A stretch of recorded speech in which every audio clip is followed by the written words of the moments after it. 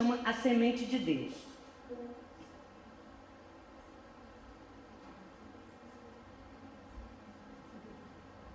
Doutora Elizabeth Kubler-Ross, primeira médica no mundo a falar de morte com seus pacientes. Médica suíça, psiquiatra, ela percebeu que os seus pacientes, apesar de evitarem, disfarçarem, o que eles mais queriam era falar de morte. Nós estamos falando sobre espiritualidade na prática.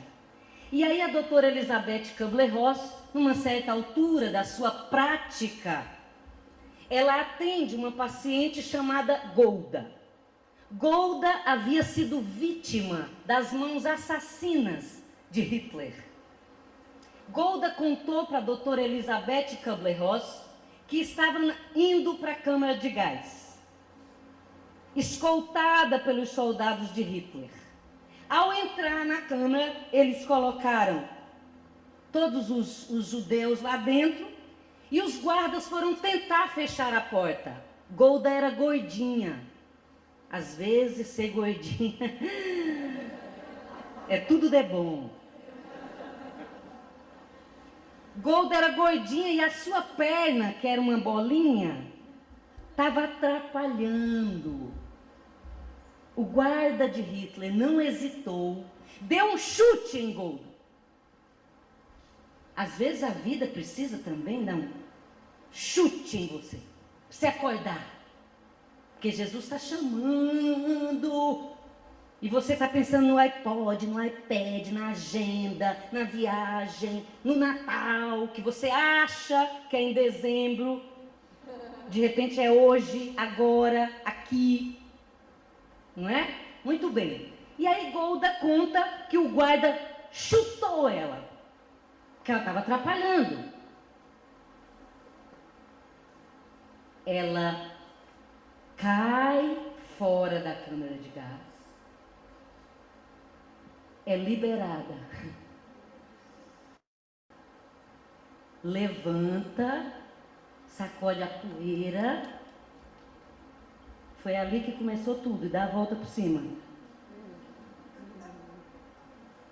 Nas palavras de Golda, que está no livro A Roda da Vida, de doutora Elizabeth Kubler-Ross, ela diz assim: a partir daquele momento, eu decidi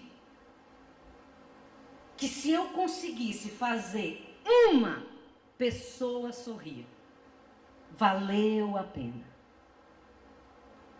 Golda, como César Romão, viveu uma epifania espiritual. Ouviu o chamado, entendeu o chamado e foi e fez bonito.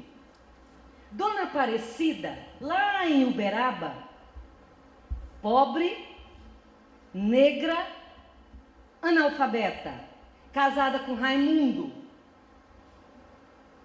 Chega um dia em casa, vocês podem imaginar o Raimundo, provavelmente formado em Harvard. Aí ela entrou e disse assim: Raimundo, acabei de ver ali na rua uns hominhos, doentinho. Sabe aquela doença que o povo não quer chegar perto? Então, Raimundo, o que você acha da gente ajudar eles? Alô, alô, Campinas. O que vocês acham que o Raimundo respondeu?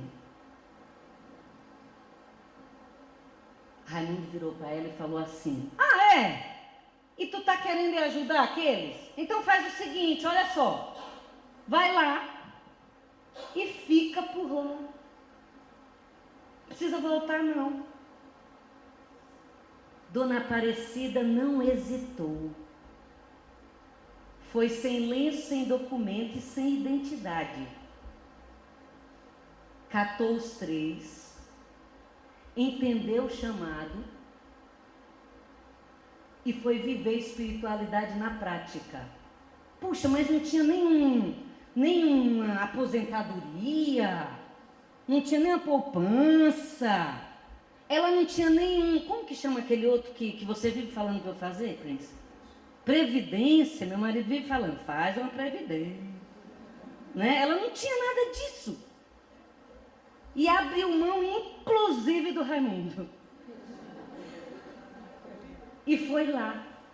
Dona Aparecida entendeu o chamado, captou a mensagem, como diria o ator lá do Chico Anísio, e foi viver espiritualidade na prática. Dr. Bernie Siegel, médico, cirurgião pediátrico, especializado em câncer, oncologia infantil. Dr. Bernie conta no seu livro Amor, Medicina e Milagres, que ele não tinha religião e que ele começou a conviver com pacientes terminais que se curavam, que falavam de fé, que recebiam seu diagnóstico de semanas e falavam para ele assim: o meu Deus vai dar um jeito nesse diagnóstico. Dr. Bernie Siegel, desde então, foi descobrir esse Deus dos seus pacientes para desenvolver a fé, praticar a espiritualidade, de repente descobrir que apenas um toque pode mudar tudo, e ele foi viver a espiritualidade na prática. O livro se chama Amor, Medicina e Milagres. Na década de 90, precisamente em 95, Dr. Brian Weiss, catedrático, psiquiatra do Hospital Monte Sinai, atendendo uma paciente sua, ele não acreditava em Deus, ele não tinha religião. Aliás, espiritualidade na prática pode até ter a ver com religião, mas não necessariamente. Dr. Brian Weiss não tinha religião, nunca tinha cogitado de Deus, de coisa nenhuma nesse aspecto. E aí ele estava atendendo a sua paciente, usando a hipnose como técnica para alteração de consciência e curar fobias. No meio da técnica, a sua paciente entra em transe e volta numa vida anterior. E começa a descrever para o Dr. Brian Weiss cenários que depois ele foi pesquisar e descobriu que sim, que era verdade, que todos aqueles cenários existiram, que todos aqueles detalhes que ela colocou eram constatáveis. Mas o Dr. Brian Weiss, ouvindo Jesus gritando, ele hesitou. Como diria um bom adolescente, tipo assim: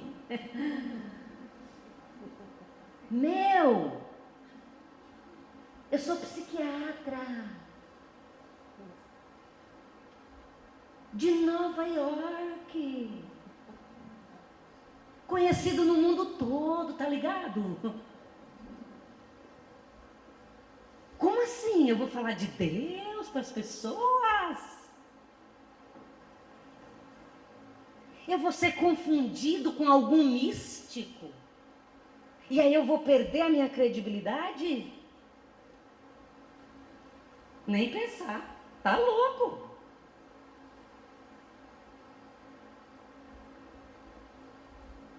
A sua paciente, ainda em transe,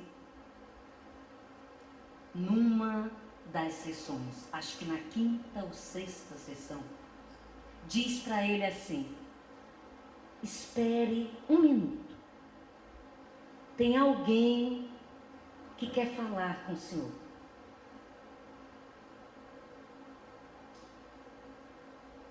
só depois de falar com essa pessoa, você decide se você vai jogar tudo para o alto e dizer a que veio. Na camiseta do coral está escrito: não estamos aqui por acaso. Esse aqui não é essa casa aqui não, tá? É aqui, não é?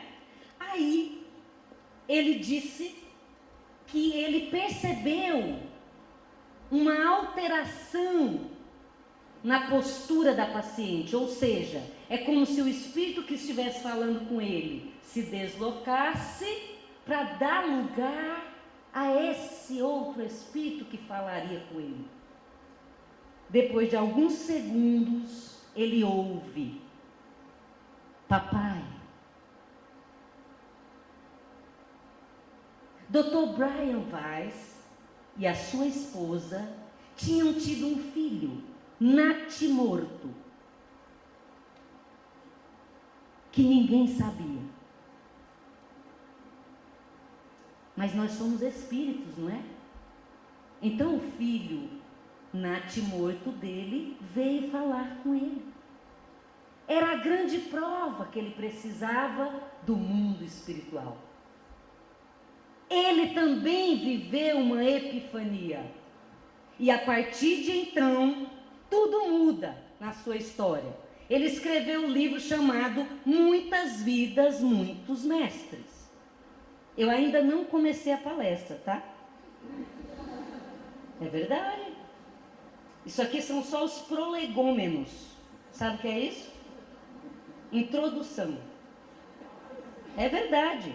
Como eu vi ali no seu papel, que a gente vai até 15 horas. 16 ele falou.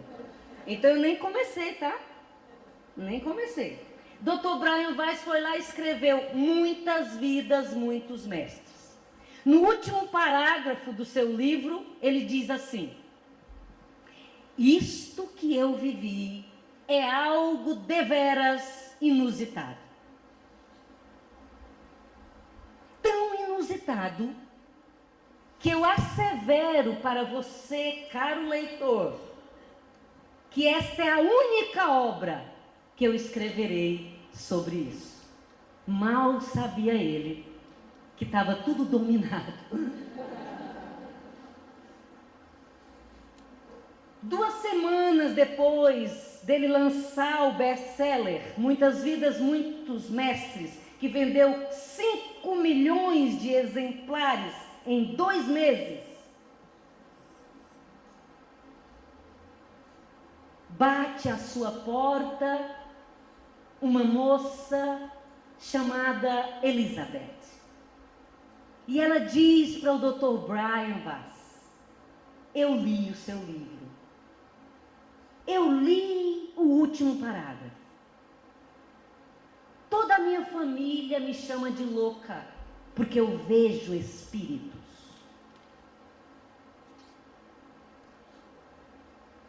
Você é a última porta que eu bato. Se você disser que eu sou louca, pode me internar. E tem mais. A minha história é muito mais inusitada do que a da sua primeira paciente. Ela já estava se intitulando de segunda paciente. Sim, Dr. Brian atendeu Elizabeth e escreveu. Ele disse que não ia escrever mais, né? Eu acho que nessa última edição nem tem mais esse último parágrafo, tá? Vocês forem verificar, é verdade, eu não estou brincando. Então ele escreveu só O Amor é Real. Depois de Elizabeth, ele escreveu muitos outros livros. A Cura através da Terapia de Vidas Passadas e muitos outros livros. Dr. Brian Weiss viveu uma epifania espiritual que foi determinante para que novos rumos, novos caminhos se abrissem. E ele se comprometeu com a espiritualidade na prática.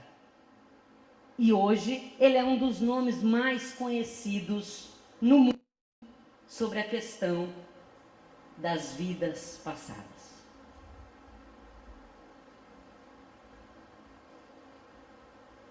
Mais um exemplo para a gente sair da introdução e ir para a palestra.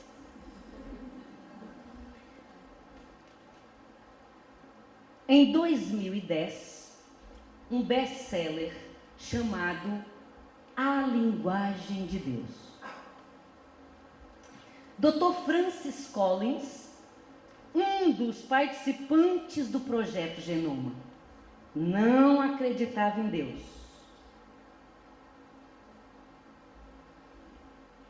Para quem não sabe, o projeto Genoma foi um dos projetos, acho que é até hoje, o projeto mais ousado na tentativa de descobrir as nossas origens, de descobrir o sentido da vida, de descobrir o ponto G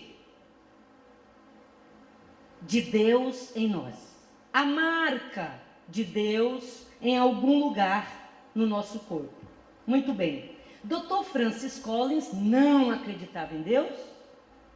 Ele disse que ele temia algo acontecer com o diretor do projeto Genoma e ele ter que assumir, porque ele era o segundo assessor do diretor. E o que aconteceu? Todo mundo aqui sabe